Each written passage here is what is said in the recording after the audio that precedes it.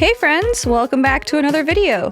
Today Mike and I are exploring Grimsby, Ontario, checking out 2 local eateries, some cool hidden spots, and sharing a bit of history along the way.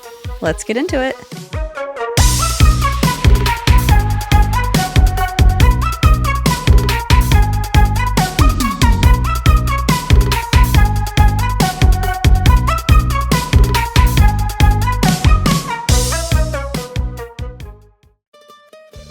Picture this. You're driving through Grimsby, Ontario, but the second you step through the doors of this 1830s heritage house, you're not in small town Canada anymore. You're in the heart of Tuscany.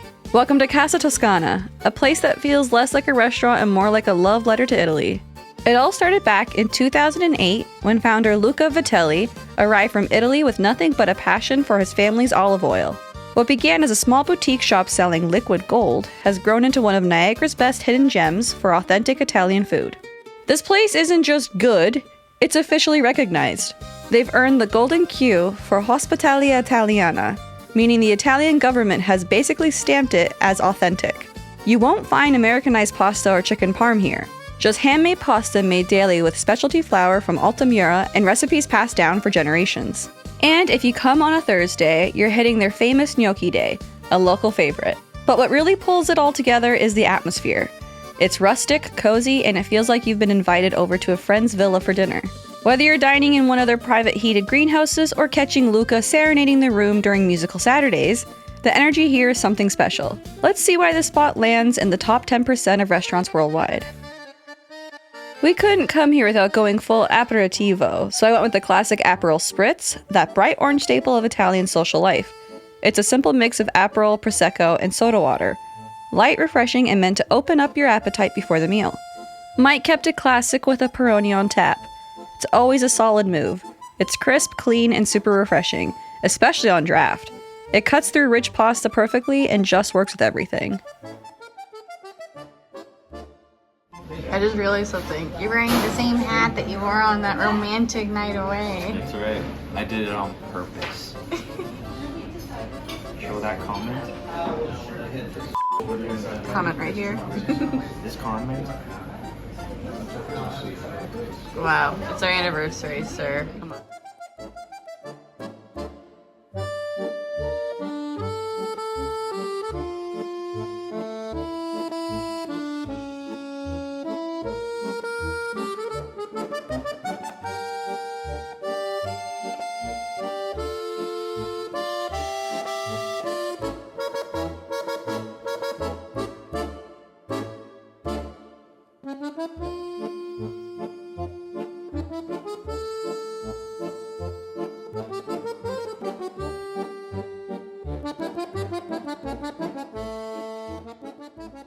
A hidden Mickey.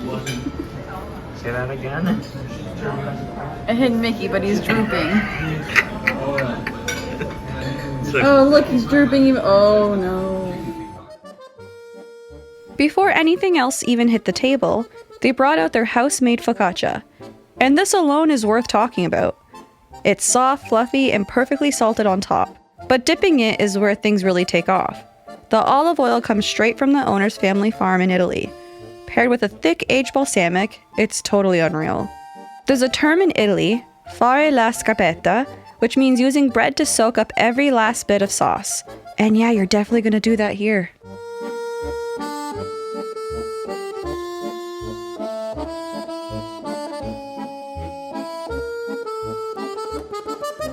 For the main, Mike went with the zozzona, and this dish is a powerhouse.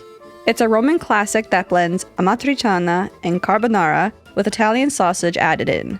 The house-made rigatoni was coated in creamy sauce with a nice hit of black pepper and well-balanced spices.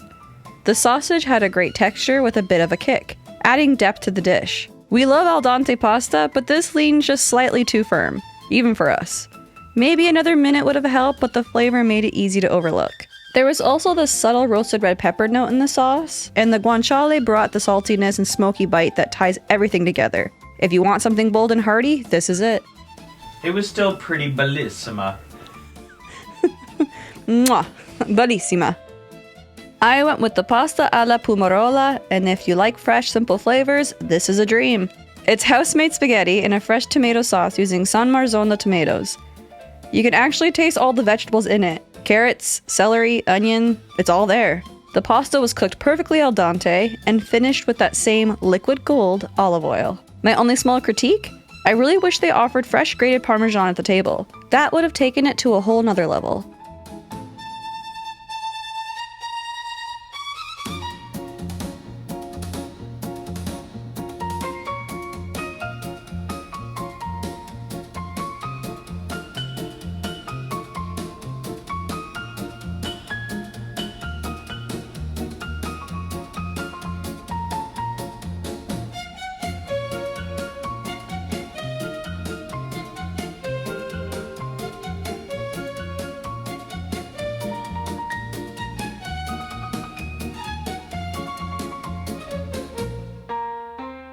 Once we finished our meals, they showed us the dessert options and we just had to try something.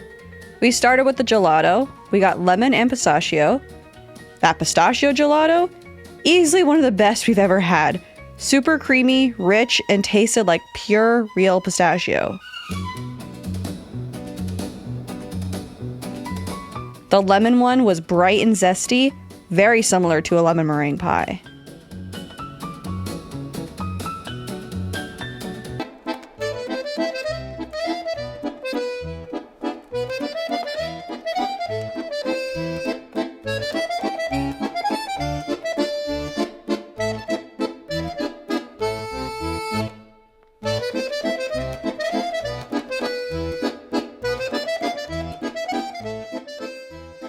Next, we got the cannolis, which tasted like they were made fresh to order. These aren't those soggy shells that you find at some spots. The shell was thick and structurally sound, giving you that satisfying heavy crunch with every bite. The filling was house-made ricotta cream that has a sweet, smooth, almost reminded us of cheesecake filling. One side is dusted in crushed pistachios and the other in chocolate pieces. While the pistachio side was our favorite, the chocolate was clearly high quality and added a nice dark bite to balance out the sweetness. It was a perfect ending to an amazing meal. And I'm not normally a dark chocolate kind of guy.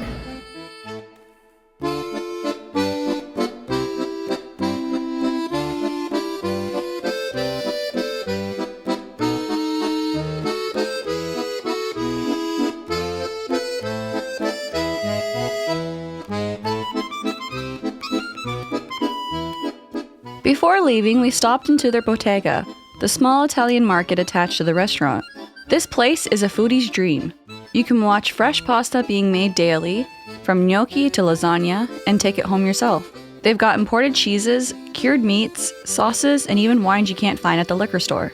Plus espresso, more of that amazing gelato, and of course, their olive oil and balsamic. It's basically a little slice of Italy you can bring home with you. Casa Toscana gets a solid 9 out of 10 from us. It's rare to find something this authentic without feeling overdone. It felt like we were eating at someone's Nona's home, just elevated. Next up, we're heading down to the water to visit the local legend JJ's on the Docks eatery. JJ's on the Docks opened in 2017 by husband and wife duo John and Rosie Dunstall, with the goal of creating a welcoming full-service restaurant for the community. It's built a strong local following and is known for its fish and chips, coconut cream pie, and hearty comfort meals. The space has a relaxed, nautical diner vibe. Whether you're inside by the windows or outside looking the marina, the views are great. So let's see how the food holds up.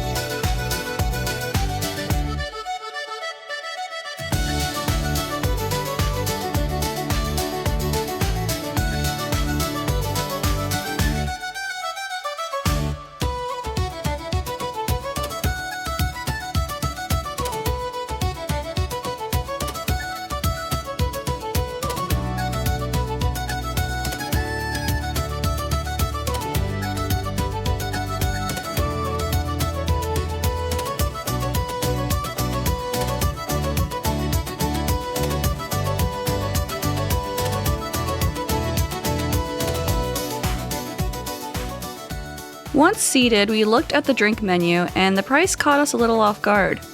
We ended up going with a Rickard's Red. It came in a frosted glass, which we liked, but for that price, having it on tap would have made way more sense.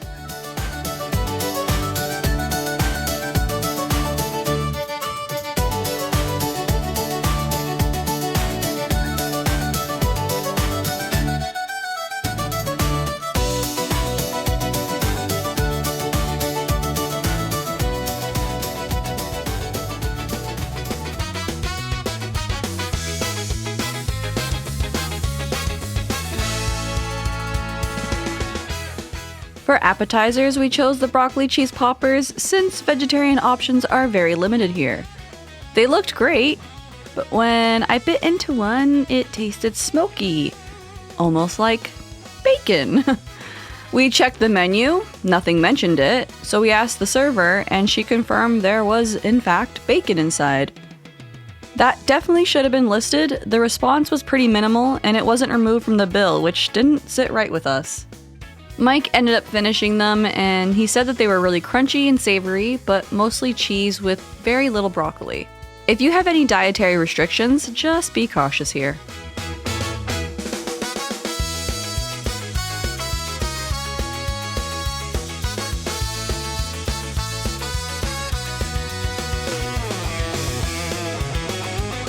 Mike ordered the meatloaf, 2 slices with mashed potatoes, beef gravy, and veggies. The mashed potatoes were nicely done with some skin left on it, the veggies were steamed nicely, and the meatloaf itself was hearty and flavorful. His main issue was the bun. It was pretty soggy. Still, it was filling and satisfying and he enjoyed this dish.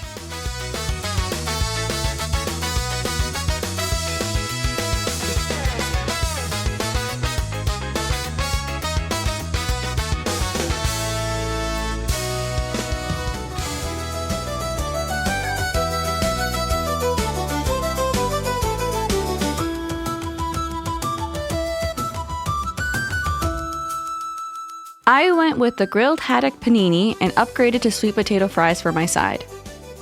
The fries were great. They had a nice crunch and they had a good flavor to it as well. The sandwich itself needed a bit more flavor. The fish was light and fresh, not overly fishy, but pretty mild. Adding the tartar sauce, the pickles, and the chipotle sauce helped a lot.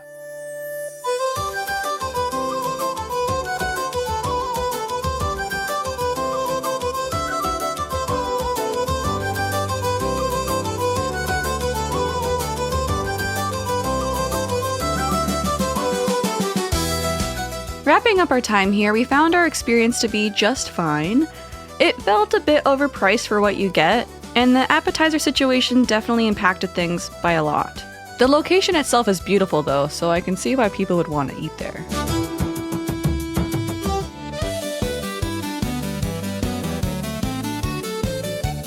Next, we checked out one of the most unique spots in the area, the Painted Ladies of Grimsby Beach. If it feels like you stepped into a colorful fairy tale, you're in the right place. This area started in 1859 as a Methodist campground, a summer tent city for religious gatherings. Over time, tents were replaced with permanent wooden cottages built in ornate Victorian style. By the late 1800s, it became so popular, it was known as the Chautauqua of Canada, with a massive auditorium that held up to 7,000 people. The bright colors you see today didn't show up until the 1980s, when residents began painting their homes in bold, playful designs. It turned into a friendly competition and eventually a full tourist attraction. Today, it's a quiet residential area, so just be respectful while exploring.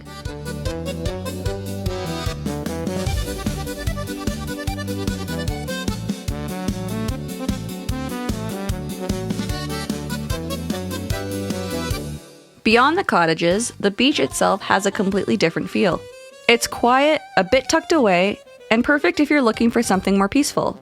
Narrow streets lined with trees lead down to a small rocky shoreline spot with beautiful views of Lake Ontario. Back in the day, this was a busy tourist hub with a pier and ferry access. But now it's more of a calm retreat. You can still spot the remains of the old pier in the water, which is a cool reminder of what used to be here.